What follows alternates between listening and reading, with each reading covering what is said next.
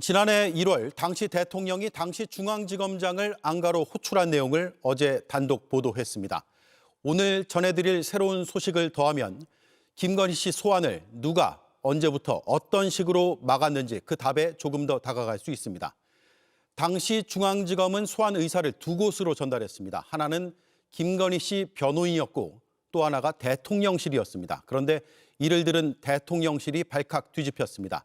그 시점은 안가 호출 전인 2023년 12월 무렵입니다. 연지환 기자가 단독 보도합니다.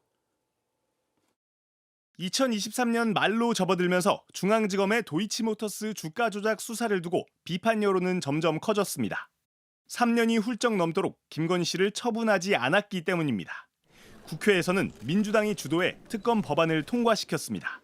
김건희의 도이치모터스 주가 조작 의혹 진상규명을 위한 특별검사 임명 등에 관한 법률안에 대한 수정안은 가결되었음을 선포합니다. 압박이 커지자 중앙지검은 김건희 씨의 소환 조사를 추진했습니다.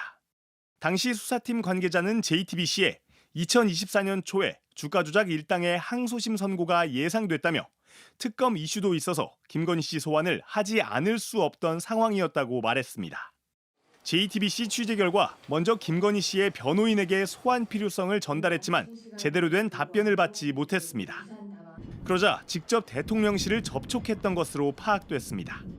중앙지검이 대통령실을 상대로 김건희 씨 소환 조사를 추진한 건 2023년 12월 무렵인 것으로 알려졌습니다. 당시 김건희 씨가 디올백을 받는 영상이 공개되고 총선이 임박하면서 대통령 부인에 대한 수사 압박이 커지는 시점이었습니다.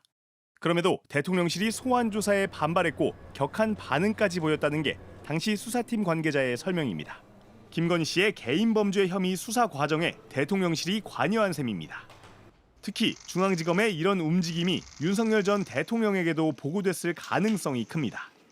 그리고 지난해 1월 윤 전 대통령이 수사 책임자였던 송경호 당시 중앙지검장을 안가로 불렀다는 당시 사정라인에서 핵심 역할을 맡았던 관계자의 증언까지 나왔습니다. 그 뒤 중앙지검은 새로 교체된 지휘 라인이 지난해 7월 출장 조사를 할 때까지 김건희 씨의 대면 조사를 추진하지 않았습니다. JTBC 연지환입니다. 네, 지난해 1월은 김건희 씨를 소환하려던 송경호 당시 중앙지검장의 교체설이 나돌던 때였습니다. 설이었던 이유는 풍문만 있었기 때문입니다. 그런데 JTBC가 복수의 증언을 통해 그 실체를 확인했습니다. 이원석 당시 총장이 중앙지검장 교체에 반대하는 의견을 법무부에 전달한 사실이 파악됐습니다. 이어서 박병영 기자의 단독 보도입니다. 중앙지검이 김건희 씨의 소환을 추진하던 지난해 1월 송경호 당시 중앙지검장이 교체될 것이란 얘기가 검찰 안팎에서 나왔습니다. 당시 대검찰청 간부였던 A씨는 JTBC에 김건희 씨에 대한 소환이 필요하다는 의견이 전달된 뒤 과천 법무부에서 인사를 하겠다는 메시지를 보내왔다고 말했습니다. 김건희 씨 소환이 송경호 중앙지검장 교체설의 결정적인 이유였다는 것을 뒷받침한 증언입니다. 하지만 중앙지검의 김건희 씨 소환 움직임이 사그라들었고 송경호 지검장 교체설도 가라앉았습니다. 그러다 이원석 당시 검찰총장이 김건희 씨를 수사할 전담팀 구성을 지시한 지 11일 만인 지난해 5월 13일 인사가 단행됐습니다. 송경호 지검장을 비롯한 중앙지검 지휘라인도 교체됐습니다. 새 중앙지검 지휘부는 지난해 7월 22일 검찰총장 사전 보고 없이 김건희 씨를 출장 조사했습니다. 다음 날 바로 이원석 당시 총장은 현안 공유를 위해 대검 간부들을 모았습니다. 그리고 이 자리에서 앞서 있었던 송경호 지검장 교체설도 설명했던 것으로 파악됐습니다. 당시 자리에 있었던 대검 간부 B씨는 JTBC에 이원석 검찰총장이 책임을 지려면 총장이 책임져야 한다며 왜 송경호가 책임져야 하냐란 메시지를 과천에 전달했음을 설명했다고 전했습니다. 김건희 씨 소환 문제가 송경호 중앙지검장 교체의 이유였다는 증언들이 나오면서 특검 수사의 필요성도 더 커지고 있습니다. 대통령 배우자에 대한 수사를 막기 위해 인사권을 행사한 것이라면 직권남용에 해당될 수 있다는 지적이 나옵니다. JTBC 박병현입니다. 네, 특검의 시간이 얼마 남지 않은 상황에서 거대한 의혹이 터져 나왔습니다. 특검을 취재하고 있는 연지환 기자가 나와 있습니다. 수사 봐주기 의혹, 이건 윤석열 부부와 박성재 전 장관으로부터 이 모든 게 시작됐다라는 게 의혹의 핵심이죠. 네, 그렇습니다. 검찰이 단순히 이 현직 대통령 부인에 대해 이른바 눈치 보기식으로 수사를 했다는 것을 넘어서 남편인 대통령과 법무부 장관이 수사에 이 직접적으로 외압을 행사했는지를 밝혀내야 합니다. JTBC가 보도했던 텔레그램 내용 다시 한번 보시겠습니다. 지난해 5월 5일 김건희 씨는 박성재 전 장관에게 내 수사는 어떻게 되고 있느냐, 김혜경, 김정숙 여사의 수사는 어떻게 되어 가냐, 김명수 전 대법원장의 수사가 지연되고 있다는 취지의 메시지를 보냈습니다. 저 내 수사라는 건 도이치모터스 주가 조작 사건 그리고 디올백 사건인가요?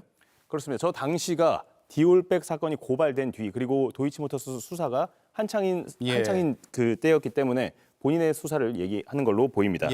실제로 이 메시지가 간 지 8일 뒤에 5월 13일 수사 지휘 라인은 교체됐고요. 두 달 뒤 이른바 샤넬 재킷 수사 관련자들이 조사되기 시작했고 김명수 전 대법원장에게 소환을 통보하는 등 수사엔 속도가 나기 시작했습니다. 당시 이원석 검찰총장은 인사 패싱이라는 말이 나올 정도로 지휘 라인에서 완전히 배제된 상태였는데요. 윤석열 부부, 박성재 전 장관, 중앙지검의 직거래로 수사가 좌지우지됐던 건 아닌지 밝혀내야 합니다. 그리고 어제 JTBC가 윤 전 대통령의 김건희 씨 수사를 담당하고 있는 중앙지검장을 삼청동 안가로 호출했다 이렇게 보도를 했죠. 이것도 굉장히 심각한 문제 아닙니까?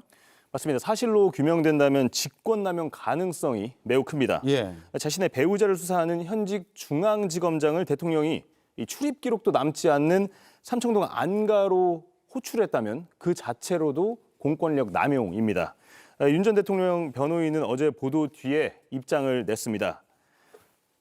이 기사를 띄워놓고요. 안가 만남 이후에 송경호 전 지검장의 교체설이 가라앉았다는 이 대목을 두고 추측으로 작성된 이 기사의 결론과 사실관계는 명백한 허위임을 공지한다 이렇게 주장을 했습니다. JTBC 보도에서 저 두 줄을 놓고 허위 사실이라고 한 거예요? 맞습니다. 이 기사에 저 두 줄을 띄워놓고 명백한 허위임을 공지한다 이렇게 주장을 했습니다. 자, 그러면 안가로 호출했다, 만났다라는 것을 부인하지는 않았고 그에 대한 해석을 부인하는 것처럼 들리는데요?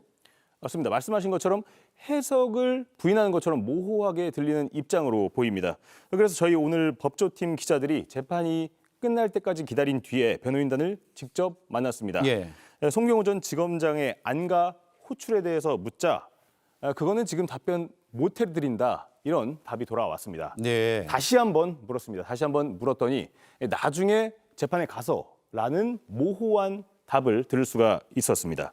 재차 저희가 이 송경호 전 지검장의 안가 회동을 보도했다 이렇게 질문을 하니까 만났을 리가 없다는 것이 우리의 입장이다 이런 답변을 들을 수가 있었습니다. 만났다 아니다가 아니라 만났을 리 없다는 것이 입장이다는 건 무슨 말인지 잘 모르겠네요. 만났을 리가 없다는 것이 우리의 입장이다.